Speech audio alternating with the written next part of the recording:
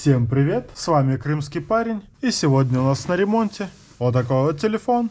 Это у нас Xiaomi Redmi Note какой-то 5G. Точное название вы увидите в описании, но с проблемой пришел телефон такой, что быстро разряжается аккумулятор, и наша задача поменять здесь аккумулятор. Аккумулятор я уже заказал, он уже ко мне пришел, осталось его только найти. И наливаем чаек, кофеек, подписываемся на Телеграм, на ВК-сообщество и смотрим это видео. Глядишь, что-то и тебе будет полезно с этого видео.